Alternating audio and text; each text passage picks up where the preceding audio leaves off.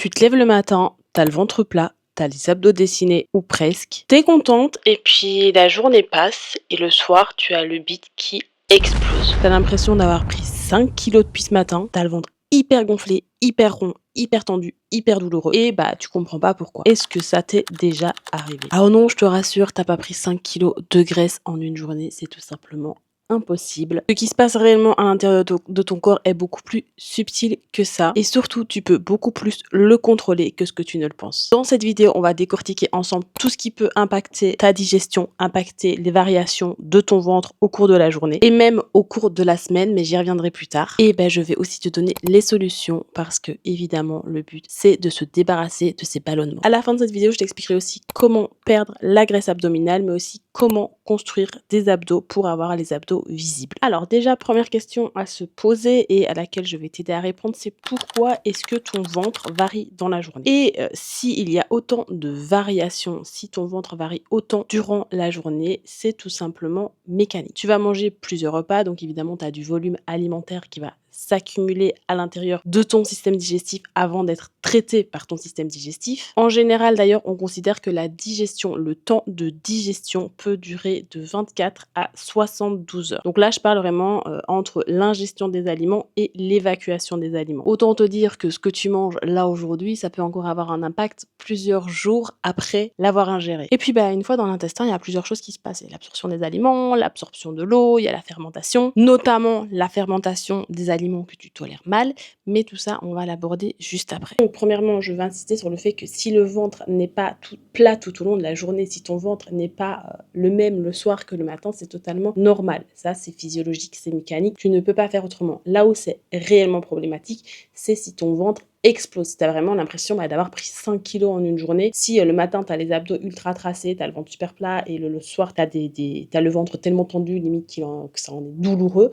là ça devient problématique et du coup c'est ce qu'on va voir ensemble. Pourquoi est-ce que tu peux avoir ces problèmes de ballonnement et de ventre gonflé? Donc on va parler premièrement des fibres. Donc les fibres, on en parle très souvent pour tout ce qui concerne la digestion. Les fibres, tu dois le savoir, tu en as déjà entendu parler, elles sont essentielles. Elles sont essentielles à ton alimentation et à tout ton système digestif. Mais, et il y a un gros mais, déjà, premièrement, il faut savoir qu'il existe plusieurs types de fibres et il faut aussi absolument que tu te mettes en tête que plus n'est pas toujours le mieux. Comme je viens de le dire, il existe deux types de fibres. Tu as les fibres solubles et les fibres insolubles. D'abord, les fibres solubles, c'est celles qui vont former un gel quand elles vont rentrer en contact avec l'eau et du coup, elles vont améliorer la texture de tes selles, t'aider à aller plus facilement à selle.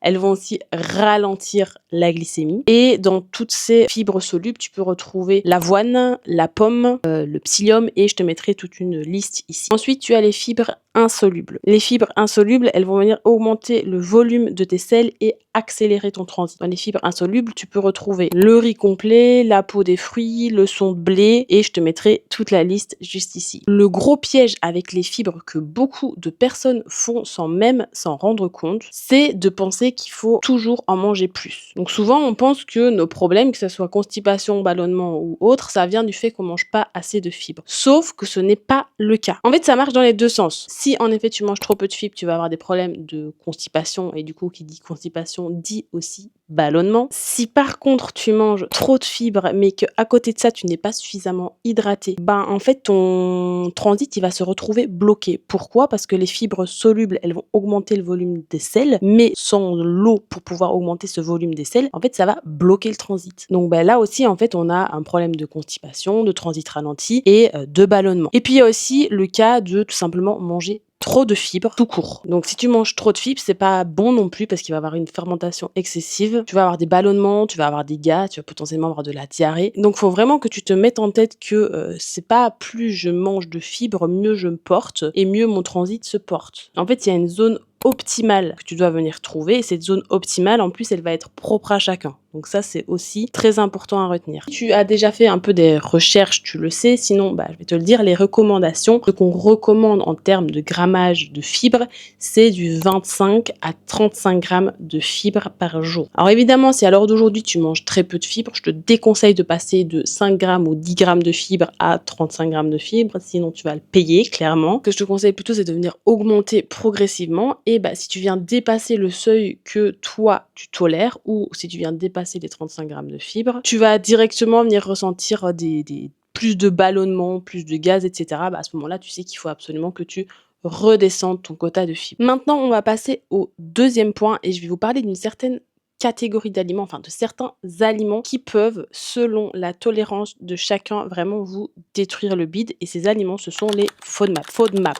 Peut-être que vous en avez déjà entendu parler ou pas, parce que actuellement c'est très à la mode, les régimes sans FODMAP. Si tu ne sais pas ce que c'est les FODMAP, je pourrais t'en faire une vidéo entière, donc je vais essayer de résumer ça assez rapidement. Mais en gros, les FODMAP, ce sont plusieurs aliments qui sont fermentescibles et qui sont mal digérés par l'intestin et qui en fait fermentent rapidement quand ils entrent en contact avec certaines bactéries. Alors il y a des personnes qui sont plus sensibles à ces FODMAP que d'autres, donc c'est vraiment individuel. Mais chez les personnes les plus sensibles, ça va provoquer énormément de gaz, de ballonnement et de problèmes de digestion. Dans les FODMAP, il y a une énorme liste de FODMAP, mais tu peux retrouver tout ce qui est les fructanes, donc l'ail, l'oignon, le blé. Tu peux aussi retrouver les légumineuses, le lactose, les polyols, certains fruits aussi comme la pomme ou la prune. Il y a énormément d'aliments. Je tiens vraiment à insister sur le fait que aucun de ces aliments n'est mauvais ou à bannir. Comme je l'ai dit juste avant, c'est vraiment une question de tolérance personnelle. Certaines personnes vont les tolérer beaucoup mieux, alors que d'autres vont y être beaucoup plus sensibles.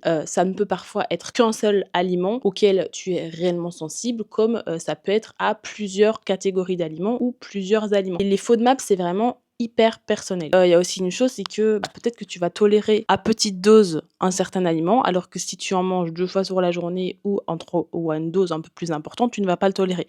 C'est vraiment une question de tolérance personnelle et de quantité. Concrètement, qu'est-ce qui se passe quand tu viens manger un aliment que ton corps ne tolère pas bien? Il y a 2 mécanismes qui sont possibles, soit séparément, soit parfois en même temps. Donc tu as soit l'effet osmotique, soit la fermentation bactérienne. L'effet osmotique, c'est quoi? C'est tous les glucides qui ne sont pas bien digérés, qui vont attirer en fait toute l'eau dans votre intestin et le résultat, c'est que tu vas avoir des selles beaucoup plus molles ou potentiellement de la diarrhée, désolé pour le glamour, clairement une sensation de ventre hyper gonflé, tout simplement parce que tu as plein d'eau dans ton ventre. La deuxième possibilité, comme je l'ai dit, c'est la fermentation bactérienne. C'est quoi la fermentation bactérienne? C'est tout ce qui n'a pas en fait été digéré dans l'intestin grêle, qui va arriver dans le côlon où il y a énormément de bactéries et ces bactéries en fait elles vont se nourrir de tous ces aliments non digérés et elles vont fermenter. Et c'est ça en fait qui va provoquer des gaz, des ballonnements, un ventre distendu et énormément de douleur évidemment. Donc comme je viens de vous l'expliquer, il y a 2 possibilités possibles et c'est aussi pour ça que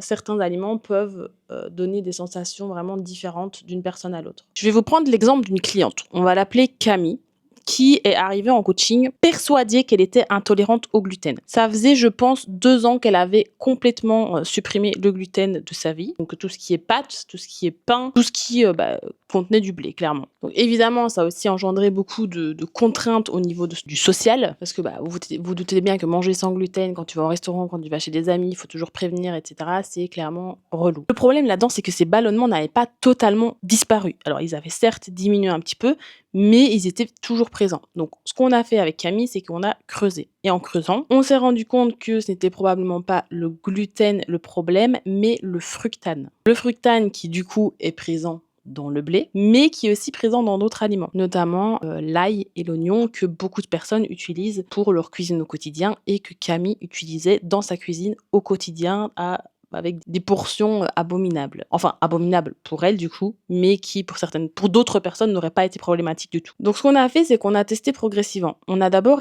réintégré un petit peu de pain en quantité raisonnable et surtout en supprimant l'ail et les oignons au début. Alors, je dis au début parce qu'après, on les a également réintégrés, mais avec des quantités beaucoup moins importante que ce qu'elle avait l'habitude d'utiliser. Donc on a d'abord réintégré un petit peu de pain en supprimant l'ail et l'oignon. Et comme par hasard, même si on avait réintégré le pain, elle n'a eu aucun problème de ballonnement. Donc ensuite, ce qu'on a fait, c'est qu'on a testé aussi avec les pâtes, avec des quantités évidemment à chaque fois adaptées à elles. C'était des tests, hein, on a augmenté progressivement.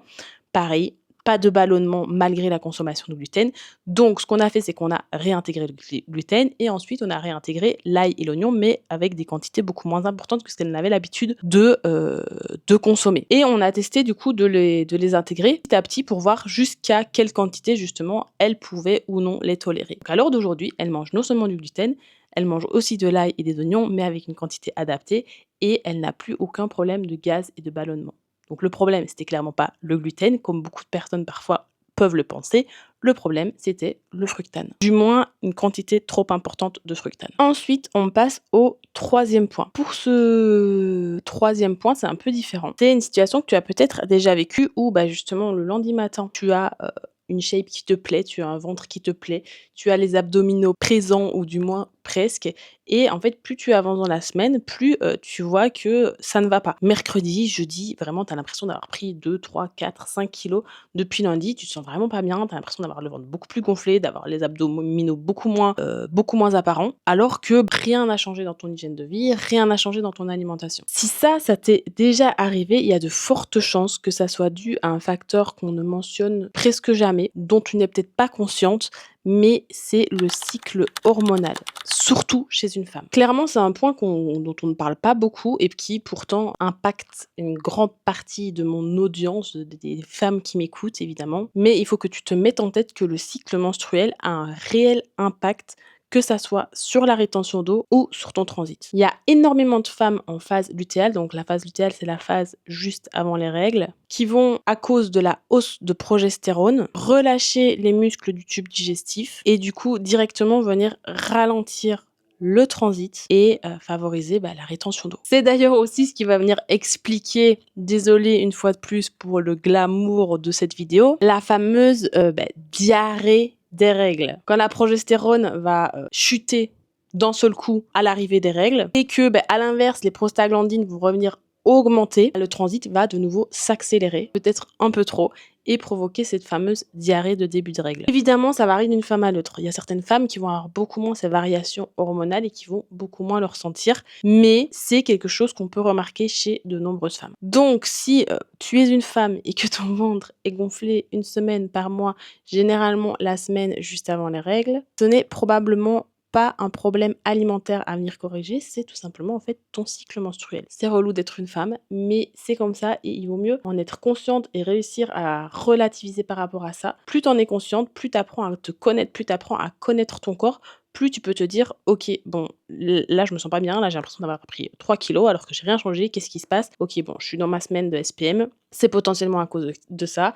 D'ici une semaine, on n'en parle plus et je me sentirai mieux. Et en fait, tu prends du recul par rapport à la situation, même si c'est relou. Souvent, c'est plus dans ta tête qu'autre chose. Le savoir, en être consciente, ça te permet de prendre du recul sur la situation et de finalement mieux le vivre. Il y a un dernier point que je tiens vraiment à aborder parce que c'est un point qui est problématique avec beaucoup de femmes que j'ai en suivi, c'est l'impact du stress chronique sur votre digestion. Malheureusement, le stress n'est pas uniquement un problème que tu as dans ta tête, il va aussi avoir un gros impact physiologique et surtout un gros impact sur ton système digestif. Pour t'expliquer, en fait, le corps qui est soumis à un stress chronique, à un stress prolongé, va venir libérer du cortisol en continu via l'axe hypothalamo-hypophysaire, ce qui va venir directement perturber la motilité intestinale, la sécrétion gastrique, mais aussi la composition de ton microbiote. D'ailleurs, contrairement à ce qu'on peut croire, ce n'est pas un effet à sens unique. En fait, le stress, il peut autant venir ralentir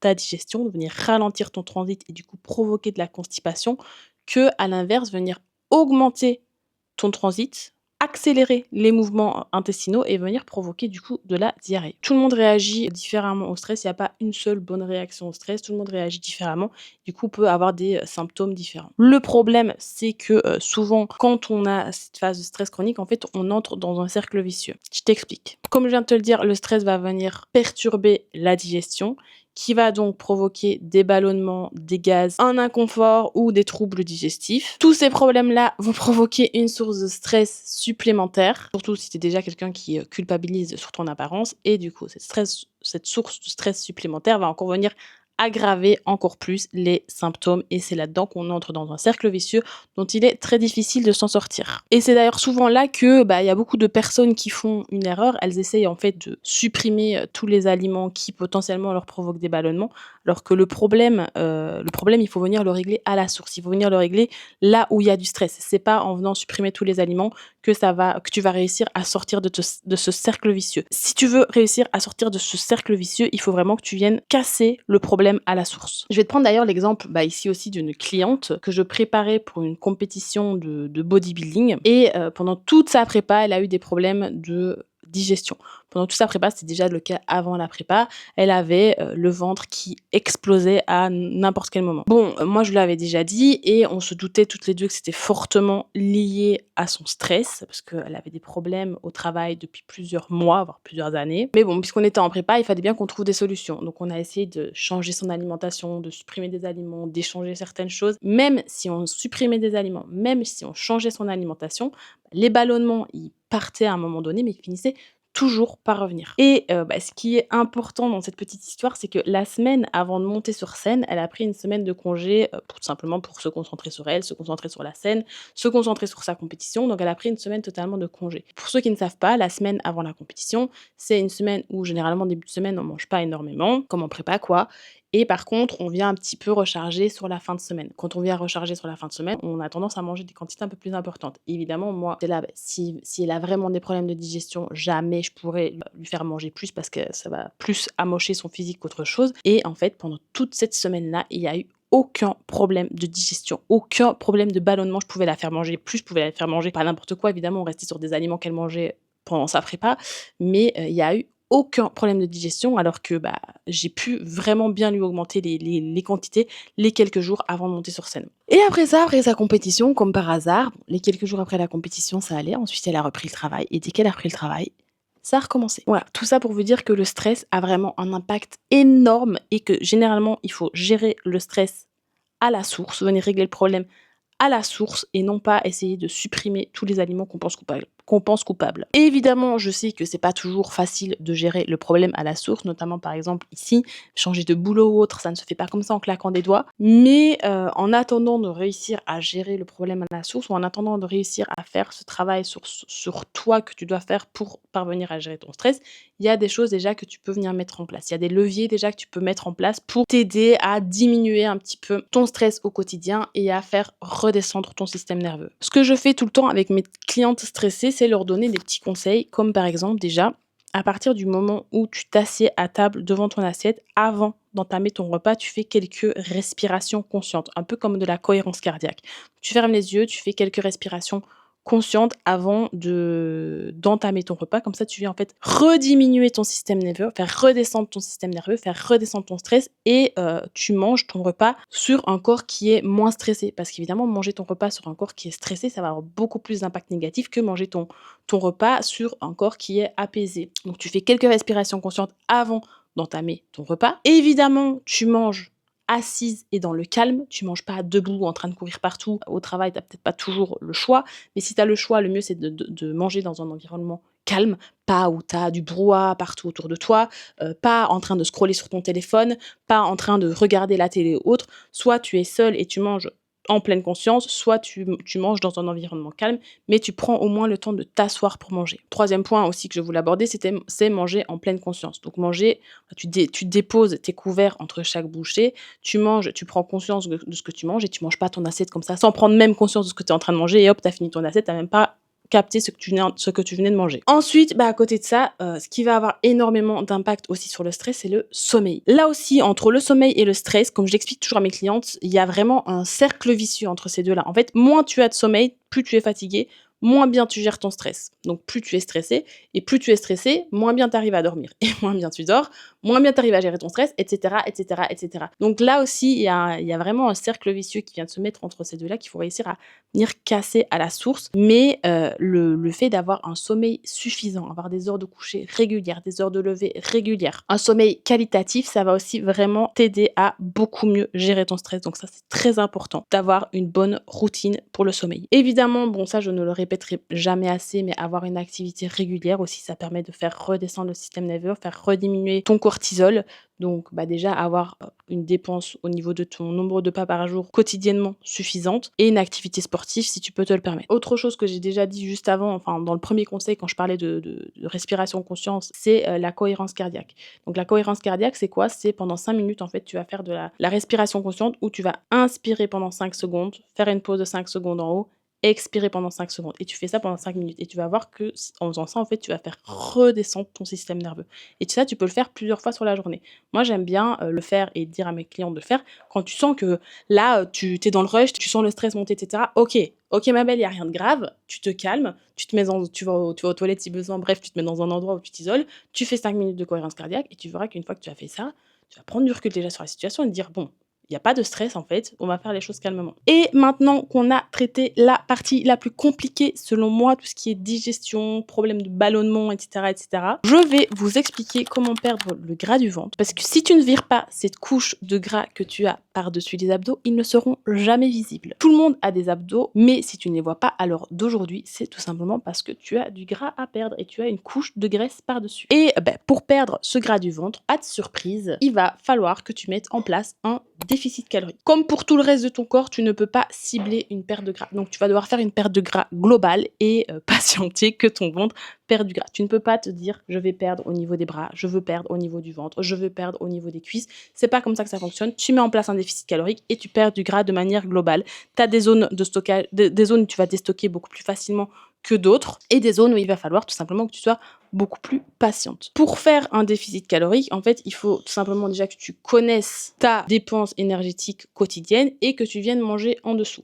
Si tu ne sais pas comment la calculer, il existe plein de calculateurs en ligne. Sinon, tu me le dis en commentaire et je ferai une vidéo pour t'expliquer comment calculer ton besoin énergétique quotidien. Une fois que tu as calculé ce besoin énergétique, ce que tu fais, c'est que tu viens manger en dessous. Donc, si par exemple ton besoin énergétique est de 2000 calories, tu vas créer un déficit de 2 à 300 calories, tu vas manger 1700, 1800 calories. Ce que tu peux faire aussi pour augmenter ton déficit sans devoir trop tirer sur la diète, sans devoir te restreindre trop, c'est venir augmenter ton activité physique. Quand je dis augmenter ton activité physique, c'est ton activité physique du quotidien. C'est pas uniquement le sport. Le sport à lui-même, ça ne suffit pas. 3 séances de musculation par semaine, ça ne suffit pas. Ce qui est hyper important, c'est ta dépense au quotidien. Marcher, jardiner, prendre les escaliers, aller au travail à pied, aller chercher les enfants à l'école. Toute cette dépense-là hors activité physique, ça va être beaucoup plus important que ton activité physique en tant que telle. Et ça, malheureusement, c'est un facteur qui est beaucoup trop négligé alors que ça a un impact énorme et ça a aussi un impact énorme sur la durée en fait de